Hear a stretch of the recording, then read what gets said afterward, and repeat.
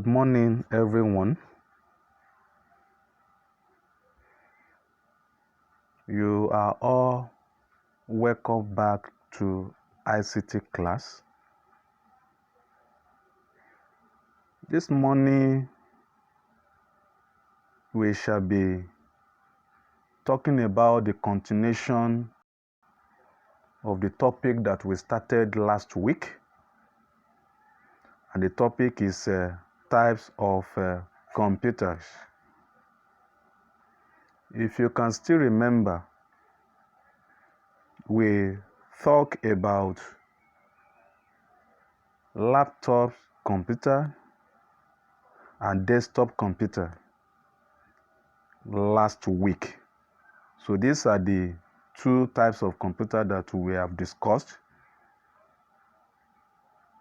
So for today, we shall be looking at another types of computers. So as you can see on my screen, I have just only two objectives.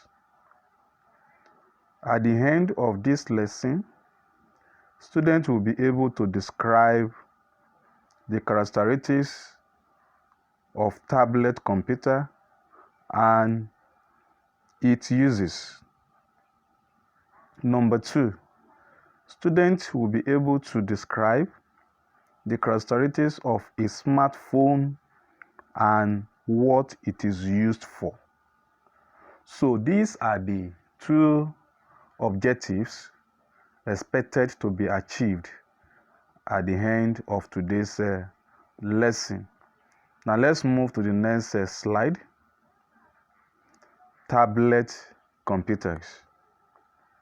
Tablets are small handheld mobile computers that share a lot of the features of desktop personal computers and laptops. So tablets are very small in nature. It is also a mobile computers that shared a lot of features of desktop and laptops. For example, they have a processor, they have random access memory, they have backing storage, they have battery, and they can also produce sound and visual displays. Tablets use touchscreens, unlike personal PC. Tablets use touchscreens instead of a mouse and keyboard to input commands. Then what type of keyboard that tablet normally use? Instead of using a physical keyboard, they use an on-screen digital version. On-screen digital version. So instead of using a mouse to control input commands, the user of a tablet would use their finger on the touch screen, as in instead of using mouse to control or to input command, the user will now make use of what? His or her finger to touch. Tablets usually come with physical buttons. For what? To switch the computer on or off, and alter volume and alter volume. So they are often equipped with a range of sensors, including microphones and cameras. Unlike PC. Unlike what? PC. Now let's move to the next slide, where we are going to discuss the uses of tablet computers. Tablets can be used for similar functions. As a desktop and laptop. For example, it can be used for multimedia. So tablet can be used for what? For multimedia, like movies, playing of music, playing of games, and many more. Tablet can also be used to access internet, as in internet access. For example, web browsing, to send email, to make use of video communication like Skype or Zoom, and many more. Tablets use built-in Wi-Fi. Tablets use built-in wireless fidelity to allow them to connect to networks in order to share resources and internet access. Yes, tablets can also use graphics. As a user can make use of what? Can make use of tablet computer for graphics. So that is what we call, we have graphic designers can use stylus pens to draw directly onto the tablet screen. This is more accurate than using a mouse to draw the image. Now the next one, they can also run a wide range of custom apps, that is custom applications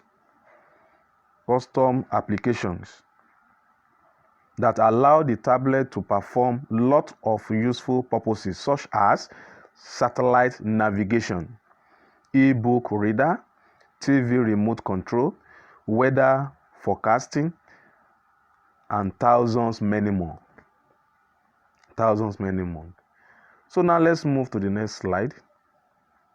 Some tablets also have slots for SIM card. Yes, tablets also have a provision for SIM card, unlike laptop and desktop. So using SIM cards can also give tablet the ability to access third generation and fourth generation technology, 3G and 4G. So this allows the tablet to access the internet even in areas without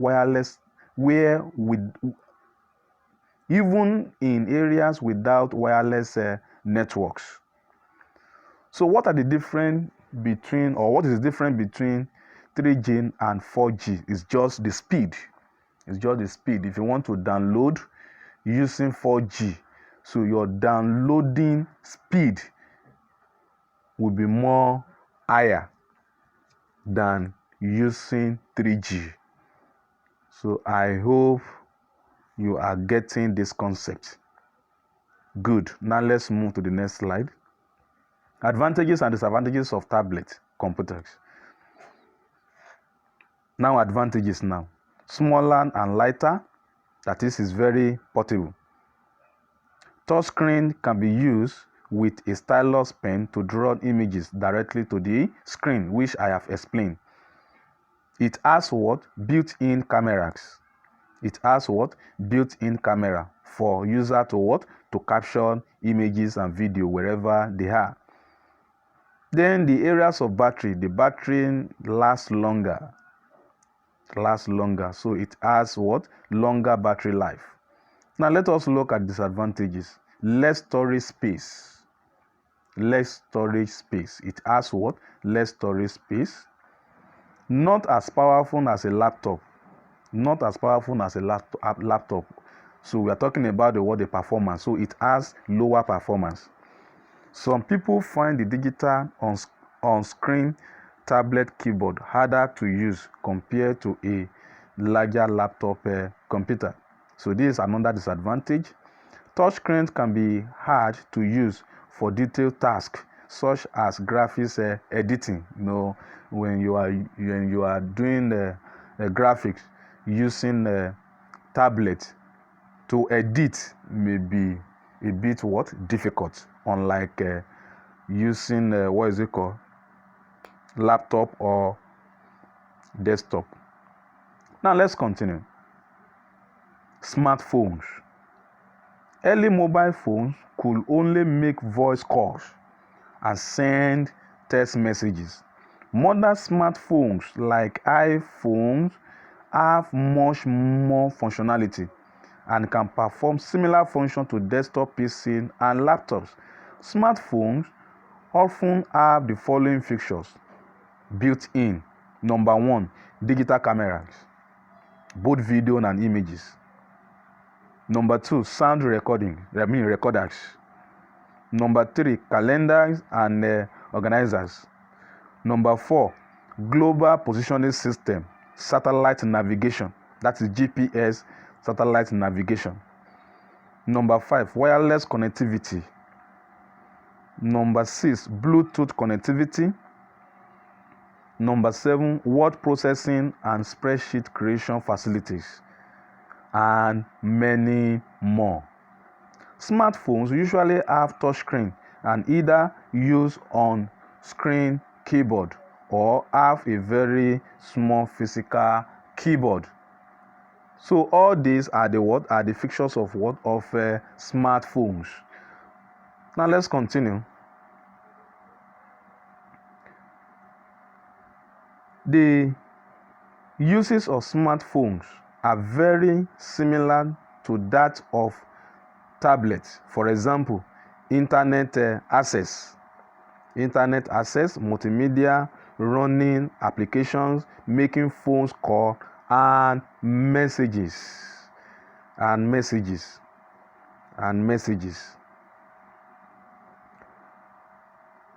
let's continue. Advantages and disadvantages of smartphones. Advantages of smartphone compared to tablets. Smallest of all computers. So we can put it inside our pocket. That is why it is smart. Some have integrated physical keyboard, which many people find easier to use than tablet on-screen keyboards. Generally cheaper than most tablets. Yes, you can see it at cheaper rate. More practical to use for phone calls and text messages. So because it's very, very small, so you can easily use it for phone calls, unlike tablet.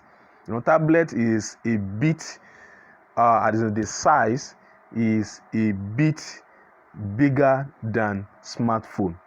So to make calls will be more easier using smartphone. Now let's move to the disadvantage. Very small screen can be hard to see. Yes, so this one is talking about the size of the screen, because smartphone, the screen is very, very small. So the screen may be, as in to view it may be small. So especially if you are trying to view videos. The next one, not as powerful as a tablet. Lower battery life. Yes, lower battery life. Unlike tablet. Tablet can operate longer off a single charge. Now the last disadvantage here, very small size makes them easier to misplace or get stolen. Yes, because it's very, very small, portable in size, so it can be misplaced. It can be misplaced at any time. It can be misplaced at any time. Now, we are still on smartphones. Now, let us look at the features now. Smartphones have most of the features of a tablet computer, but their small size limit their use for certain applications. The following diagram shows some of the features of a smartphone. You can see it on the screen. The features of what? Of a smartphone. You can see it has what? Clock, alarm, calendar, and calculators. 3G and 4G telephony. You know that 5G they are still test running it now. You know, it's not yet activated. So it has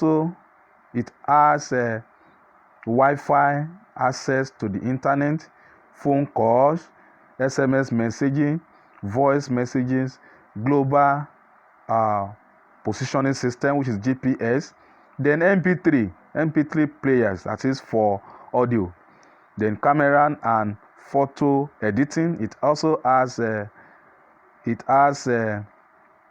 videos. So ability to run small programs called applications.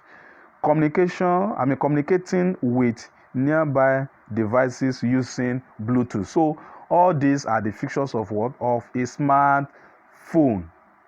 So I hope you have gotten this concept good. So we have come to the end of today's lesson. Thank you and God bless you.